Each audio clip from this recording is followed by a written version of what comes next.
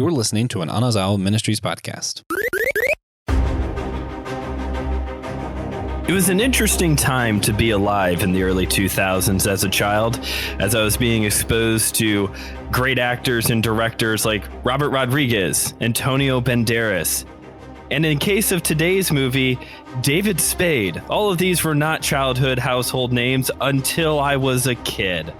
Well, today on Systematic Geekology, we're going to do a little bit of a retro dive into the Disney Vault as we look at an all-time modern classic, The Emperor's New Groove. We're the Priests of the Geeks. We love talking about all things geek, including Disney films. I believe that there's actually a large group of us here at Systematic Geekology who consider themselves DISNERDS, which I think might be the laziest of all the geek terms of endearment. DISNERDS? That's like the laziest one. I'm sorry. We should have tried harder than that. But hey, if you want to try harder to support the show, look at that turn. Head on over to patreon.com/Systematic Geekology. Subscribe to one of our tiers where you can unlock great bonus content. I'm one of your hosts for today's show, Brandon Knight. I am a seminary student. And recently, I have been geeking out on Taco Bell. It is the 60th, that is 60 anniversary of Taco Bell. And up on their website, they have a 60 fun facts about Taco Bell. Did you know at the original Taco Bell, the OG Taco Bell, they had tacos, they had burritos, they had the gimmick. They also had chili burgers. They had like a Tex-Mex type of thing. And I really want a chili burger from Taco Bell now, but that has to be a huge expense because obviously they don't have those type of grills in their restaurants. Yeah, I mean, huge expense, or food poisoning, whatever you want to call it. Yeah, I think you may have stumbled upon the thing more disgusting than Wendy's chili. Is chili from Taco Bell. I'm just imagining. Oh, that's a hot take.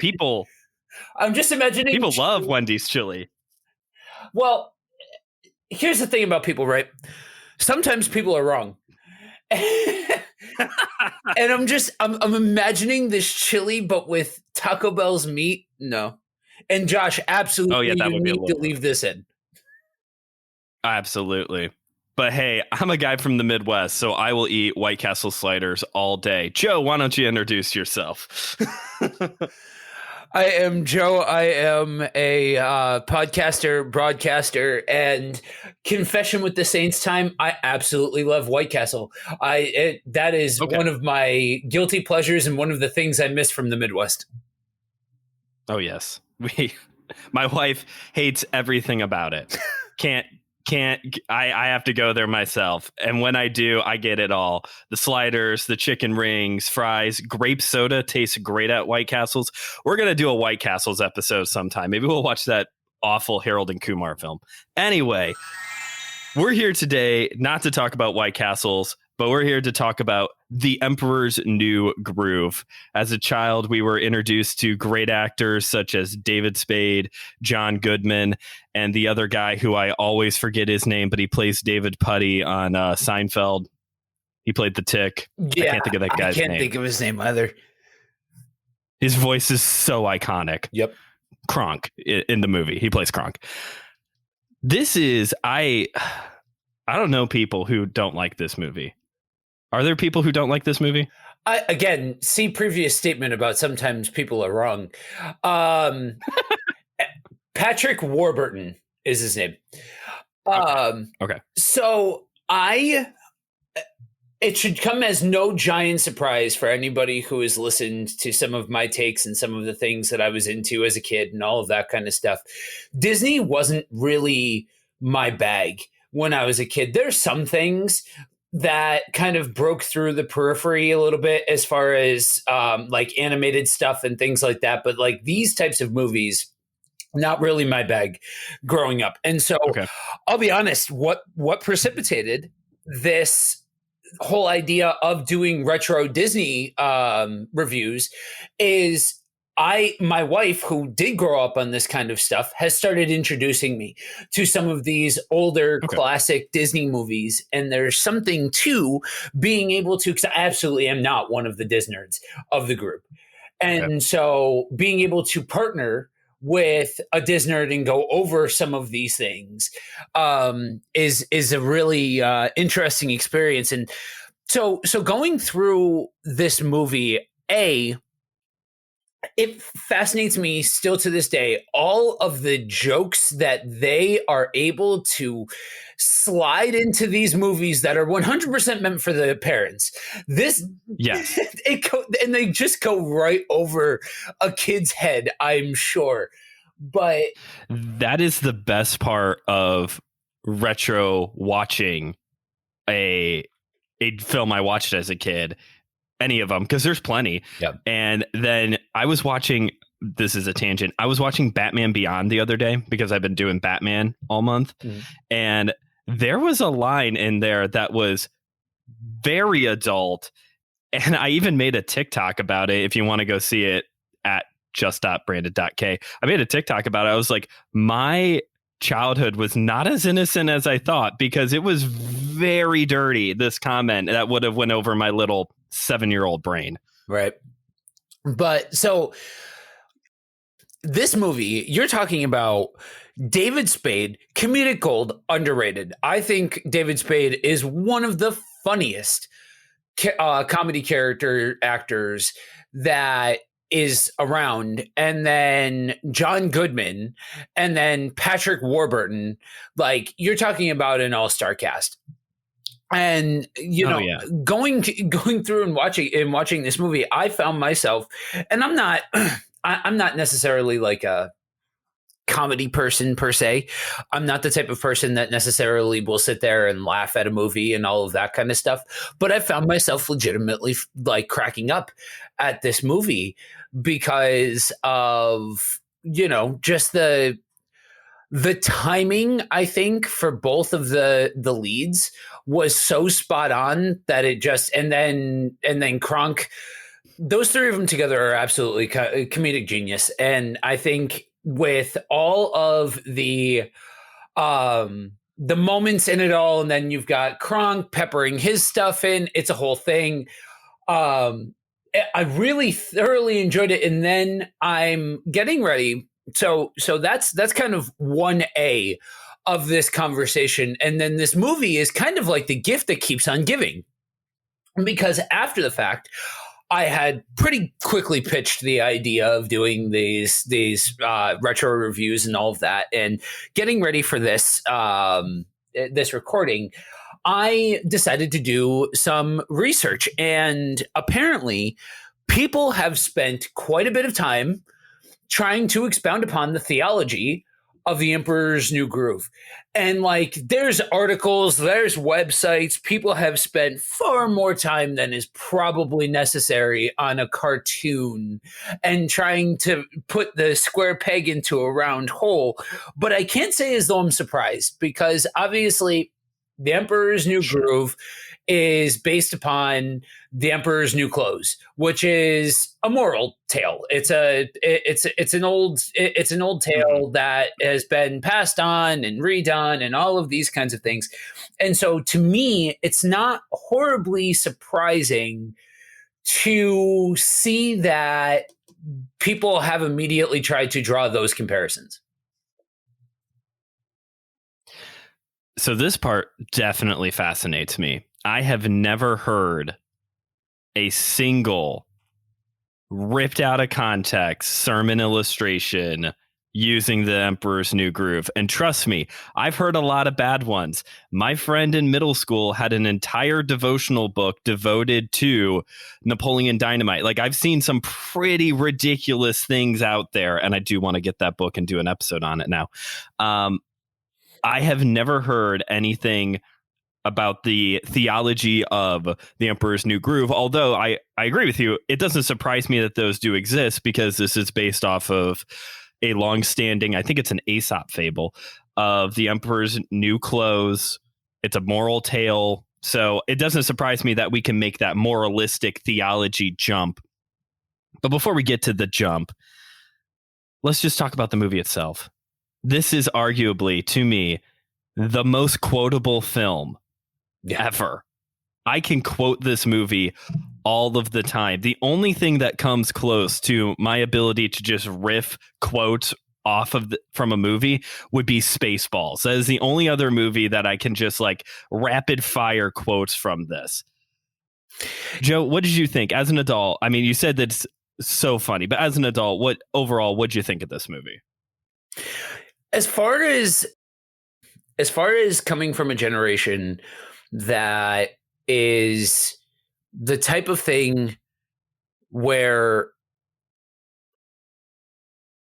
as far as coming from a generation where these kinds of movies kind of like to button everything up into a single moral piece and have it distilled down to a good message, if you will, I really thought that they allowed this movie to have personality and have substance. And I think, honestly, a large part of it, to go back to the actors, is you don't get out of a movie with those three. And that's not even to speak of the quote unquote big bad of the movie. I thought she was absolutely wonderful as well. Her name escapes me. But I don't think you get out of that movie without just having the whole thing just dripping personality. And the writing on it was just superb in so many ways. Yeah, it's almost like they really wrote the movie around the voice actors rather than we're going to write this movie, make this movie, and then try to fill the slots. Cusco is David Spade, and Pacha, I think it's Pacha, is John Goodman. Pacha is John Goodman. If you're going to have John Goodman in a film, even if it's animated, you have to write around John Goodman. Look at Sully in Monsters, Inc. So I'll be honest, I didn't know before. Like, I knew nothing. As far as I knew that they made like a TV show, and I knew that I had heard of The Emperor's New Groove, but I did not know that it was starring David Spade and John Goodman.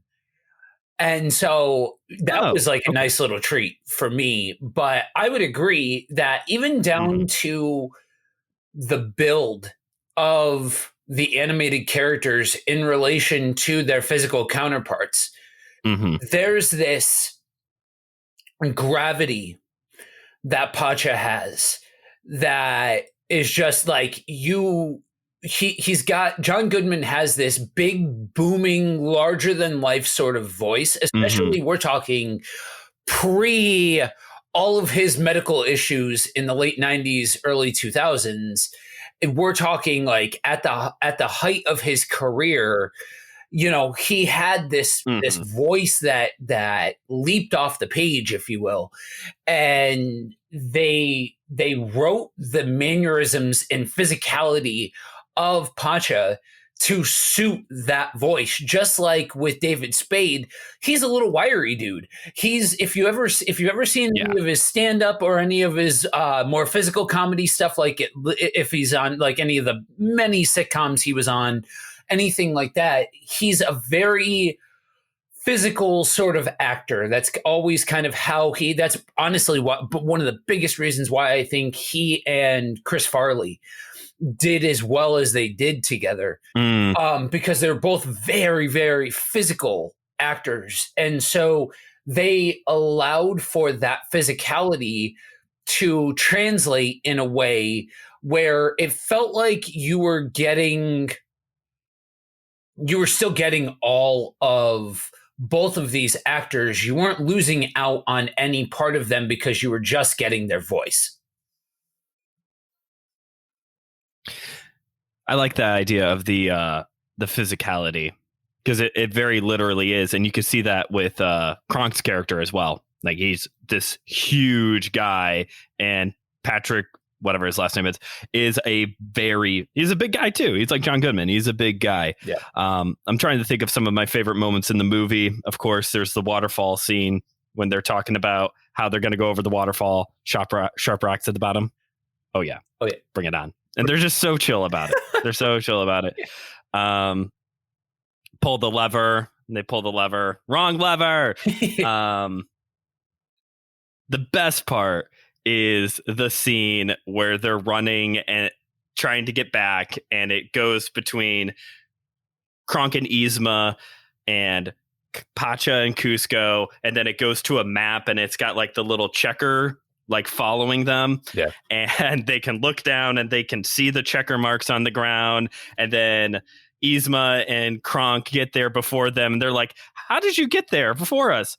How did we get here, Kronk? I don't know. By all logic, it doesn't make any sense. And that's my best voice impersonation of him as well. I mean, this movie is just, the laughs just keep coming. It is just one after another, but not just like distract you with funniness. It's a good story. Like, they told a good retelling of The Emperor's New Clothes. And I think that that's the key to a movie like this, that why there are some of these movies that have absolute staying power as far as being in the pantheon of when you think of Disney movies, especially, animated movies, there's a short list of ones that come to everybody's mind. And there's a reason why this one is definitely on that list, because they tell a good story, but they don't sacrifice either side for the other one. They don't sacrifice a good story for the sake of, laugh per minute, but they don't focus so much on telling a story that you can't laugh. That part that Right. when they broke the fourth wall, and by all logic doesn't make any sense. I was cracking up, because especially being a comic book fan and being such a fan of when fourth wall breaking is done correctly, that is some of the best material, in my opinion. That's why I'm such a big Deadpool fan. Same. For me, that was absolutely the best part of the movie. I love a good fourth wall break. Deadpool and the Deadpool films are great for that. Even going all the way back, I love, you oftentimes make quick references to the Three Stooges. I love the Marx Brothers. And Groucho Marx does a lot of good fourth wall, just going to talk to the audience right down the camera type of moments. I love that. Yep. Another reason why I think this movie stands out among the early 2000s Disney films is that was kind of a trying time for Disney. They were focusing a lot on trying to acquire Pixar before DreamWorks could or anyone else could. And so a lot of their films during the early 2000s, there was quite a few direct to DVD, which is a phrase that probably people don't say too much anymore. Direct to DVD films during that time that were sequels to all older Disney films. There was Return to Neverland and Cinderella 2 and Little Mermaid 2.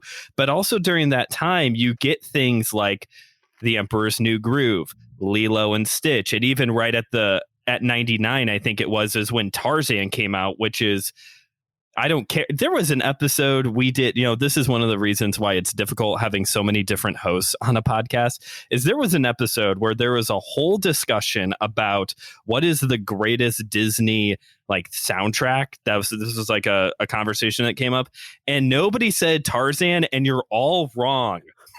Like, Tarzan is the best one.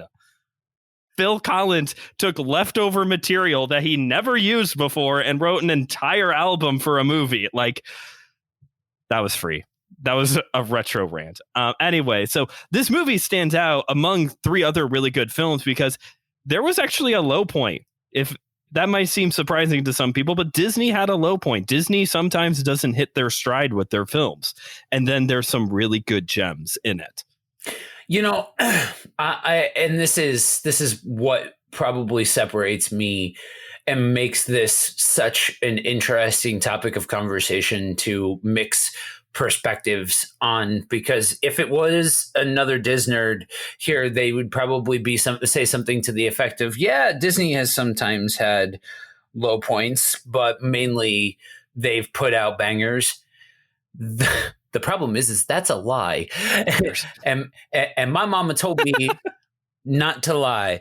And I think that this is a point in time where they're willing to tell a story that goes beyond the powers inside of you. You know what I mean? That Okay. if you just believe in yourself enough, then you can make it happen, and believe in the self and all of those kinds of things. It was still a matter of like morality and something external to the self that they were focusing on during this time. And, so to the granular specifics of each time frame, yeah, I've got a soft spot for like early 90s Disney, because you're talking about like classics like Lion King and stuff like that, and Aladdin, all of those. Which again, Aladdin is the single greatest Disney movie ever created. Fight me. But that is a wonderful time, and you see that there's something to the fact that there's external stories, and then that just kind of all melded into believe in yourself and all of those kinds of things. So I think that this is part of the end of a generation of Disney movies, and I think that that's part of what shows in its quality. I am kind of interested. I'm at that awkward age where I want to watch Disney movies because I was raised on Disney movies, but what they're putting out now isn't interesting to me. Turning Red, Encanto, clearly, especially with Encanto, based off of some of the music that's coming from it, people do enjoy these films. I'm not saying these are bad films. As a almost 28-year-old adult man, these movies aren't for me. So with a baby boy here coming around the corner soon, I'm kind of excited that I'm going to be entering a new phase where Disney movies may be relevant to me again, if anything, so that way I can see the enjoyment through my child's eyes. In the more recent history of Disney, probably Frozen 2 was the last one that I was like interested enough to go see with everybody and enjoyed. Big Hero 6 for sure, because that has Marvel comic book vibes to it, but is adorable all at the same time. So I'm entering a new phase and I'm excited for it. I've already got shows on Disney Plus like picked out for when Cooper is old enough to watch TV. That Spider-Man and His Amazing Friends show, it's got him and Miles Morales and Gwen Stacy. We're going to watch so much of that. It's going to be great. That's funny. Go ahead. Say your thoughts before we move over into this apparently very debated theology side of things. Yeah, I mean, it's interesting that how a single company can shift and develop their message in the way that Disney had. I'll give it to them. They have been able to monetize the childhood experience better than any company that I could think of. And been able to capitalize on that to a level and a degree unseen by any other company. So it's interesting how if you ask other people, if you ask enough people about what they resonate with, you're going to get different answers and things like that. You mentioned Encanto. Encanto, yeah. I've been watching some of the reactions to that one, and I know what the plot synopsis is, and to me, beyond just it's not for me, I'm like, man, we're flirting with some bad messaging here. Caked in something fine, like the characters, whatever. Sure, but like the overall moral of the story, I don't know about this, Tim. You know what I mean? So it's just, that's probably one of the most interesting aspects to me as I get into these, what should have been my generation's maybe a little bit older than my. I think I was just outside of the key demographic for something like this when it first came out. But it's interesting to see everybody's different responses to different generations of content put out by the same company. True. It's very true. Everyone's got a different perspective. There's people who probably don't. There's got to be someone who doesn't like this movie and just wants to watch all the classics and like the actual classics, talking like Cinderella and the older ones, which are fine. Peter Pan's low key racist, but it's cool.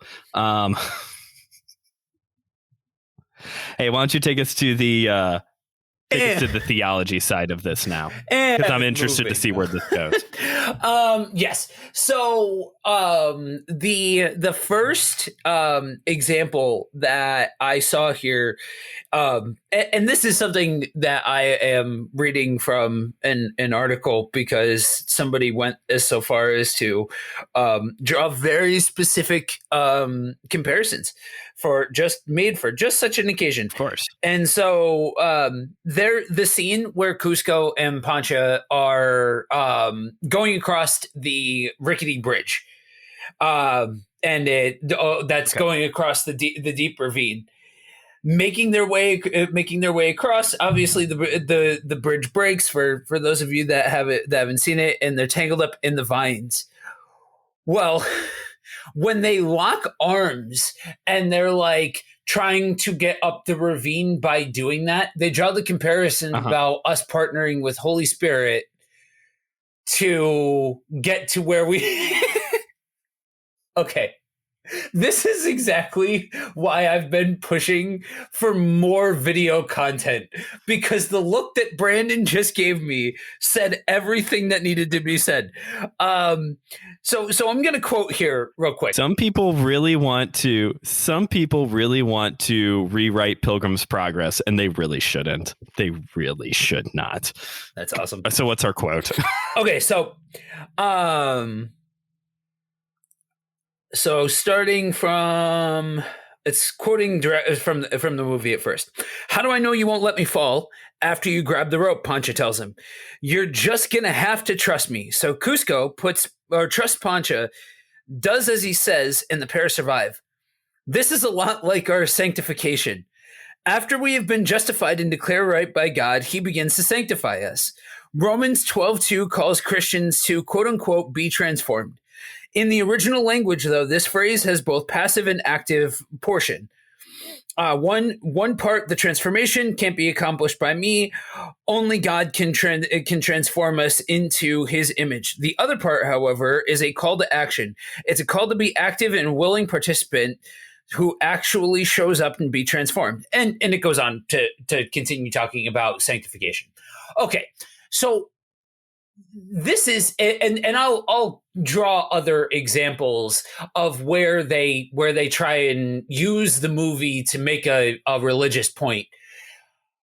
What they said there about sanctification wasn't the part that was necessarily off piece. It wasn't off center, but you see some of these examples where somebody tries and takes a movie and they will try their level best to squint and cock their head to draw a comparison between a movie and a Christian theme. I'm all for allowing the Christian themes of your life to have an influence on how you view the world, how you view media, all of these kinds of things. How you wax poetically about a movie, great. Wonderful. That's literally the entire gimmick behind our show, right? But there's a difference to me between grabbing these singular concepts that are ripped out from a greater context and then looking at something that could potentially, if you look at it right, maybe be something that fits the mold, and try and draw that comparison rather than just allowing a movie to be a movie, So you've piqued a different side of my brain's interest here, because I've been a traveling preacher for 8 years now, so I've written my fair share of sermons. And in writing sermons, you have to use illustrations. I guess you don't really have to, but from a public speaking standpoint, it is wise to use illustrations to keep your audience engaged. And what we're poking at here is something that I've pitched as an episode topic before, kind of an anti-systematic geekology episode of talking about when do we go too far? When do we stop doing this? When are we like making the reaches too far? Like you said, the sanctification part, I guess, isn't horrible. The Holy Spirit part came from nowhere. And again, it kind of makes sense when you start squinting at it certain ways. But as fun as this is, there is a line eventually. I'm the Lord of the Rings fan, and oh my gosh, people just I'm sorry, listeners. If you've been around for a while, you've heard me ramble about this before. People rip all type of stuff out of the Lord of the Rings that's not actually there. Yep. Every millennial who has ever gone on vacation and posted a pic or even a hike and has posted it on Instagram with the caption, "All who wander are not lost," need to go read a book, because that's not what it's talking about. Yep. That being said, I know you're not supposed to let for dead air time, but you pause for dramatic effects sometime. That being said, this is like a 2-part spiritual conversation, because this is a warning, guys. Like, guys and gals listening, you can't cram Jesus into everything pop culture. You can't. You shouldn't. You can. I'm a big believer in you can find Jesus in art. And for more on that, you should read the book Praise Habit by David Crowder, the musician. Finding God in Sunset and Sushi. That is the byline or the tagline. A great little book about finding God in everything, not from a pantheistic standpoint, but from looking for glimpses of God's grace in the everyday moments of life. And that goes for art as well. But there is a part where you do not go and collect 200. You can't always cram Jesus into it. And I get it. Like I said, doing the preaching, there are times where I have used sermon illustrations that are from movies. I teach a lot at our youth group, so I use a lot of pop culture when I do teach with them. But I got to make sure it makes sense.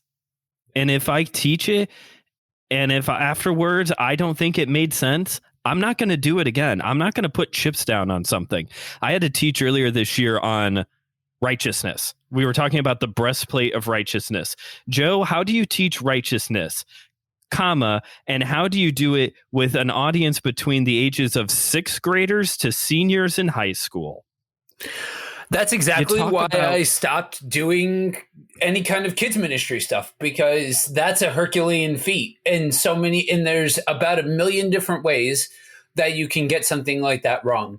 And what we're talking about here with trying to shove Jesus into, and so for my generation, it was really heavily. I remember being in youth group and hearing illustrations with the Matrix all the flippin' time. Oh yeah, but used in youth group, and I'm like, come on, guys, like that's not the point of the movie. You know what I mean? Right. Everything's an illusion. Oh yeah, that's what we need in youth group right now. Everything's an illusion. You have to break the wall. Can we all agree that maybe never mind. I'm going off on all these different tangents. We're recording early in the morning and I'm only on 1 cup of coffee. That's why you're getting a rare version of me in this episode. I think Joe's enjoying this. Oh, I am, because usually this is me. So, okay. I want to respond to what you said with going back to this article Right. It moves on to the next example Okay. of this. Immediately after Pancha brings Cusco and himself to safety, the cliff falls out from underneath Pancha. As he begins to fall, Cusco sticks out his extra long llama neck, grabs his shirt collar, and pulls him back to solid ground. Instead of thanking Pancha for saving them 0.2 seconds before, Cusco begins to glow. Yeah, look at me and my bad self. I snatched you right out of the air. Oh, I'm a crumbly canyon wall, and I'm taking you with me. Well, not today, pal. He then proceeds to strut while saying as his victory chant. This is the same. Sorry, guys, I can't say this with a straight face. This is the same for us when we sin. How often do we view overcoming sin as a victory? We feel like we have won against Satan, but the victory isn't ours. It's Jesus Christ. And it goes on to quote Corinthians 15:57. Okay. So what you're telling me then is every single example of every single hero's tale ever where somebody snatches another person from the imminent demise, this is an illustration of Jesus. Here's the thing, right? Exactly. That that pregnant pause with the long labored sigh says everything. Like it's so I'm all for, and I love getting into the nitty gritty of the philosophical and spiritual implications of the things that we love. That is one of my favorite parts about doing this show. Now, the issue becomes when that takes a turn towards let's shove every single concept into this that we possibly can. And I'm just tossing this out there for all of you believers out there that will look at something like this and say, at least they're trying to put Jesus into something and at least trying to do that and all of that kind of stuff. Okay. I can appreciate the concept of what you're celebrating. Here's the issue, though. The Bible does, in fact, mention that we shouldn't be giving God credit for things that aren't his. We shouldn't be putting words in his mouth. We shouldn't be adding on to scripture. We shouldn't be doing these things. And when we go too far, we can say, hey, this reminds me of Jesus. And I can connect to God when I see these things because it reminds me of this and that and all of those kinds of things. Great. Connect with God. Watch your favorite stuff. Again, no condemnation. We're all geeks. It's all one big geeky happy family. Great. But sure, when you cross the line, and then crossing the line in and of itself is problematic because that means that you're reading weird things into scripture and you're opening the door for some weird theology to start to be born. If you are taking that and then showing that to a youth group, showing that to your kids, showing that to somebody else and teaching that, now you've spread the opportunity for bad thought process as far as trying to establish connections between something like a movie and the Bible. Okay. Yeah, I'm blending teachings here, but John Piper and C.S. Lewis surprisingly agree on something. Oh boy. Never thought I'd actually say that sentence. Where every heart wants to worship something. I think it was Martin Luther who also said that our hearts are Calvin, one of the two, said that our hearts are idol making factories. We are just going to worship something. And ultimately what we are to be worshiping is God. That is what we are longing to worship the most, is to get to God. That is, the garden state that we were supposed to be in, of having this perfect fellowship with him. And ultimately, what Lewis talks about is that you can catch these glimpses, even in some secular work, that you can catch these glimpses of there's kind of a Jesus-y thing going on here, kind of. Again, you brought up the hero's narrative, the trope of the Messiah. Like, yeah, it kind of looks like Jesus because the hero's narrative works of victory, defeat, rising from the ashes. Yeah, okay? And you're even Cool Hand Luke has heavy Messiah influence in it. Go ahead. And there's a reason why there's only 7, and some author out there can feel free when this goes live and we post a link to it, whatever social you find it at, go ahead and pop in the comments if I'm wrong. But I believe there's 7 different stories, like story types, story narratives. That's it. And one of them is the hero story. Yeah. Now, that where you get into some of the potentially hot waters is when you try and chicken and egg in the wrong order something like a hero's narrative and the biblical narrative. You look at all of these different civilizations that have their own flood narrative. You look at all of these different examples of the hero's tale that date back a very long time. It's almost like they were all born out of something. It's almost like there was something that spawned the very first examples of these different concepts in different things like that. And so when you have something like this, we could sit here and go so far down the philosophical rabbit trail of all of these different concepts and the hero's tale and all of the little nuancy things and the idea of somebody saving somebody else and all of that kind of stuff. Like, even before I was a Christian, sitting in a very secular state university classroom and going back and forth about philosophy with the teacher and all of that kind of stuff. And like, that's always been something that's intrigued me. But at the end of the day, one thing that I've realized is being a nerd for source material. What spawned an idea? Who had the first example of this idea? I love that.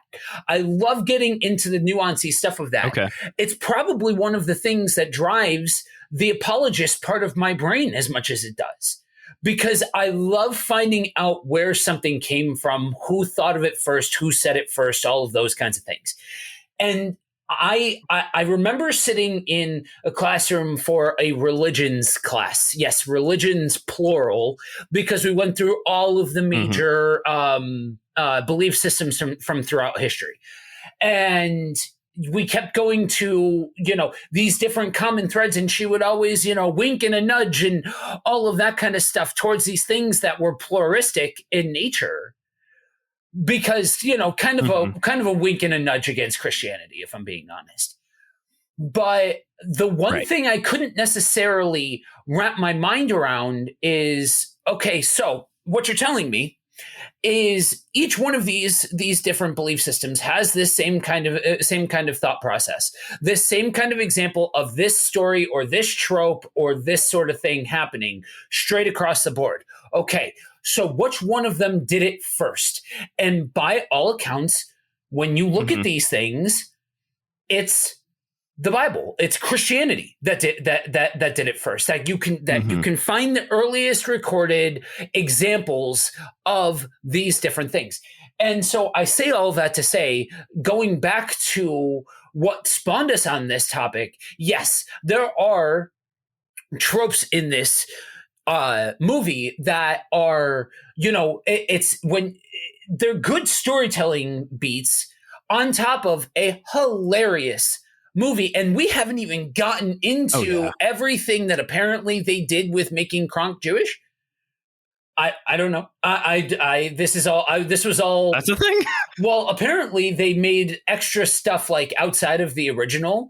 They've made like sequels and Yes. like there's like a TV show and a whole thing. Mhm. And apparently one of the extra things that they made had Kronk making like dreidels or something like that, and like being like very For, like, openly Hanukkah. being expressing his Judaism.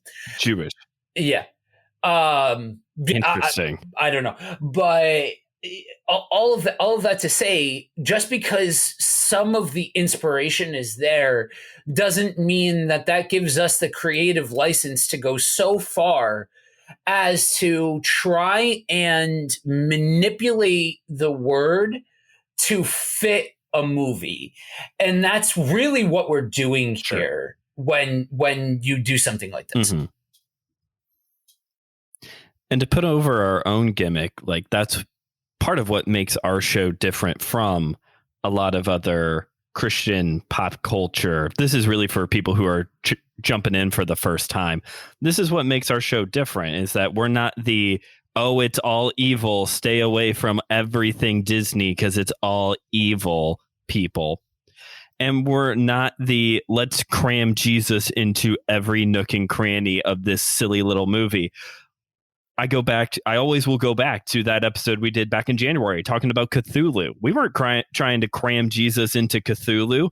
We talked about the philosophy. We talked about nihilism. We talked about heavy topics. And yeah, we may have we got into the hope of Jesus and all of that. But sometimes when it comes to wrestling with the media, you just have to wrestle with the media. Yeah. Don't try to cram anything into it. What is the message? And what is the message of the Emperor's New Groove? It's kindness. It's thinking of somebody else outside of yourself. Mm-hmm. It's being humble enough to be saved when you need to be saved. And to go back to what you just said, I can see it's not lost on me why somebody would hear something like that and be like, see, it is talking about the Bible stuff. It is talking about the Bible. Okay, yes, you're talking about, being humble enough to be saved. Well, have you heard the good news of our Lord and Savior, Jesus Christ? You know what I mean? Like, I get it. But that doesn't mean that it's a beat for beat execution of it. And it doesn't mean that we need to be trying to shove Bible into every nook and cranny of this stuff, when sometimes you can say, hey, guess what? Part of being a part of this world, whether, and this is a topic in and of itself, is a morality play.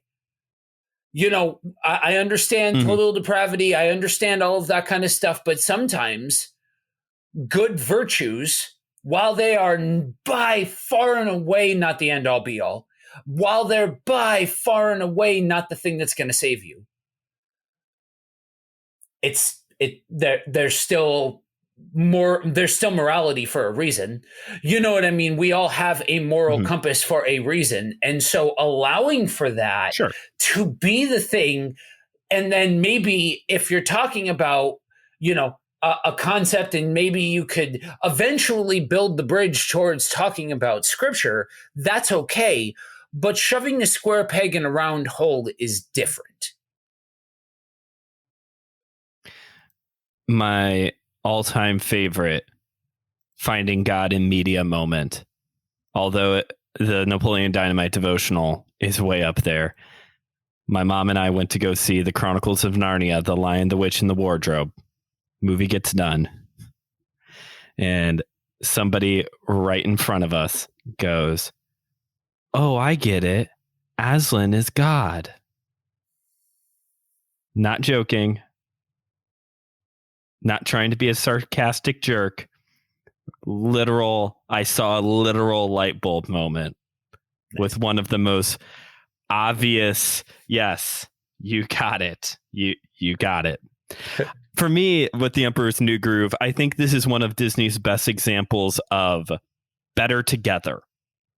We are better when we're not being self-reliant, when we're being selfish and focusing everything on ourselves, but when we actually can trust others and come together as a family, or in this case, Disney always likes to point to family doesn't have to be the literal, flesh and blood, because they like killing parents. Let's be honest. The parents die a lot in Disney movies. So what we see here is that, you got Cusco and Pacha and his family. They all kind of come together, and everything is better once they all come together. And again, that's common sense. That's Ecclesiastes. That's biblical. That's, it's all kind of there, that we should not be trying to do life alone. Selfishness is a bad thing. Do things together and it'll go better. So that would be my takeaway from this movie, at least. And I hope that for everybody that is hearing this, that, this is a part of their childhood and all of those kinds of things. Trust me, when I tell you, I understand the power of appreciating something from your childhood. I have literally been trying to get the other hosts to do 90s cartoon episodes for a hot minute. I get it, guys.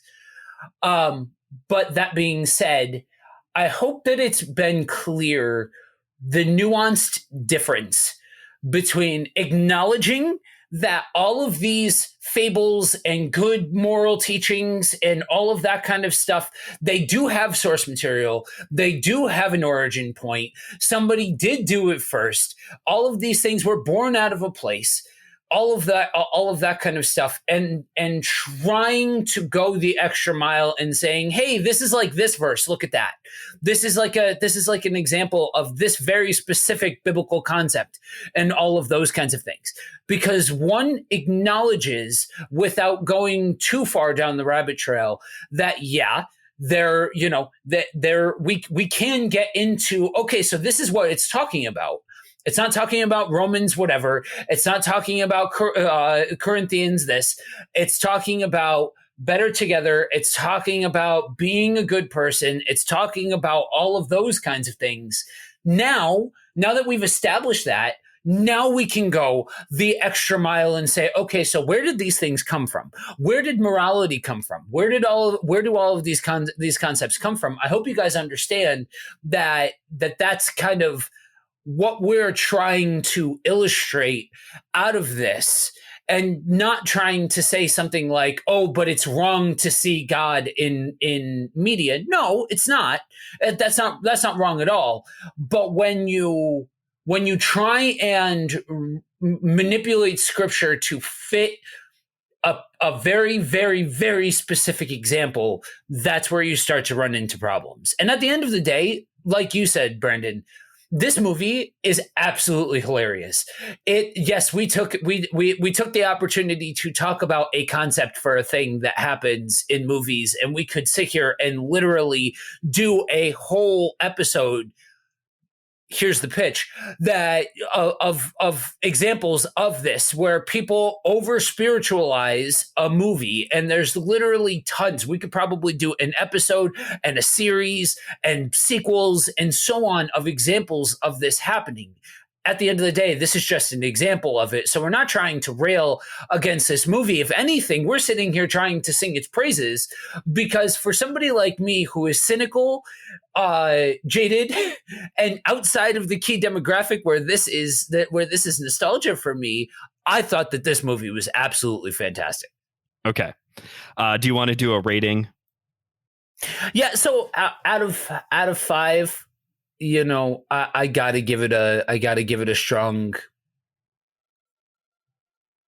4.75, something like that. I'm not sure. Yeah.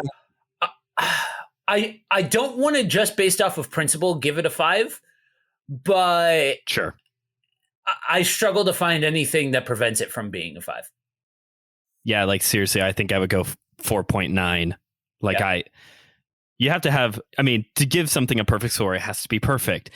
This movie is darn well near perfect. and everything about it. I think this is as close to perfect that you get without finally just crossing the line and becoming perfect. Yeah. All right. Well, on that note, let's start wrapping things up. Joe, before we get out of here, got any recommendations for our audience? Yeah, I would recommend. I am in the midst of reading. We're talking about nostalgia and all of that. I've recommended this before, but they just started a new story arc. The Boom Studios Power Rangers run is in the midst of such good storytelling that if you're like me and you're a product of the 90s and you see these different characters and you're like, man, I wish we could get more in-depth storytelling that it isn't just like a kids TV show sort of thing. Mm-hmm. Pick up the comic run. It's exactly what you're looking for. All right. As for me, I would say I'm going to lean into the Disney side of things and say, if you're a Disnerd and you got Disney Plus, which probably you do, if you haven't watched Behind the Attraction yet, it's worth watching. I haven't completed it yet, but basically this is a docuseries on the history of some of Disney's most iconic rides. They have one on first couple episodes is on Jungle Cruise, and then also the Haunted Mansion, which the whole history behind the Haunted Mansion is so interesting. This ride stayed in developmental hell for a long time, and it was going to be a completely different, like actually scary, like haunted house type of thing before it ended up being what it is today. So fascinating little show. Check it out over there. Joe, where can people find you if they want to listen to you talk more? You can find me on all of the socials and anywhere that you find podcasts at either Buddy Walk with Jesus or Kingdom on the Road. I am live on Facebook 6 out of the 7 days a week. So if you try hard enough, you'll find me. You can follow my show, My Seminary Life, wherever you get your podcasts. We're on Facebook and Instagram at My Seminary Life Pod. I talk about the things I'm studying in seminary right now. And if you're for some reason really interested in ministry administration, that's what we're talking about right now. And we got a whole host of other episodes. It's been a lot of fun. So you can check it out over there.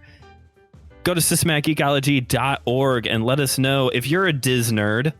1, what would you rather be called? And 2, let us know other retro Disney films that you would like us to talk about here. And I guess we're going to say retro has to be earlier than 2010, at least 10 years older or more. I suddenly feel so old. Ditto. I guess we'll go with that. So we can do deep cuts talking about Snow White and the Seven Dwarfs, and I could tell you how much Tolkien hated that movie. Or we could talk about more recent gems like Tarzan, Hercules, Mulan, the animated one, not the other one. But yeah, all of that, let us know on systematicecology.org. Thank you for listening to this show. And remember, we are all a chosen people, a geekdom of priests.